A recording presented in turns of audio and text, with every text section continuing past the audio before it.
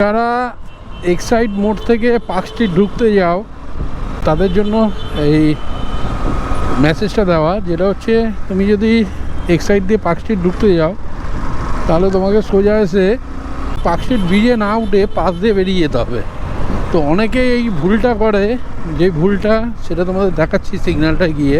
অনেকে তো এখান দিয়ে ব্রিজের তলা দিয়ে রাইট টার্ন নিতে যায়, সেটা নো রাইট টার্ন, দেখো লেখা আছে নো রাইট টার্ন, দেখতে পেলে?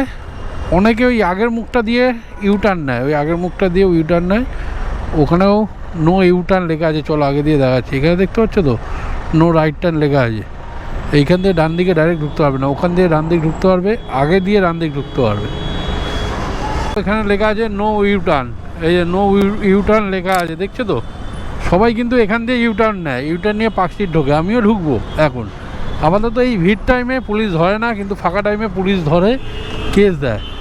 তো তোমরা কি করবো, ওই রাস্তাটা আছে কিড স্ট্রিট ঢুকে ওই দিক দিয়ে পার্ক স্ট্রিট ঢুকতে পারো।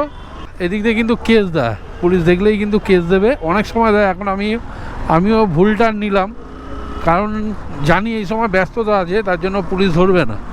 যাই হোক, ওখানে এই নো ইউটার্নগুলো দেখে নেবে কিন্তু।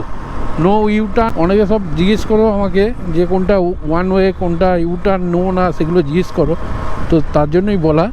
তো ওই কি স্ট্রিট দিয়ে নিয়ে ওই দিক দিয়ে ঢোকা যায় পার্ক স্ট্রিটে, বা বাঁ দিকে তোমার যেটা আমরা সোজা এলাম তার দিকে বাঁ দিকে চলে যাবে, যেটা ইডেন গার্ডেনের দিকে যাচ্ছে। বাঁ দিকে একটু গিয়ে ইউটার্ন নিয়ে আবার এই পার্ক স্ট্রিটে ঢুকতে পারবে।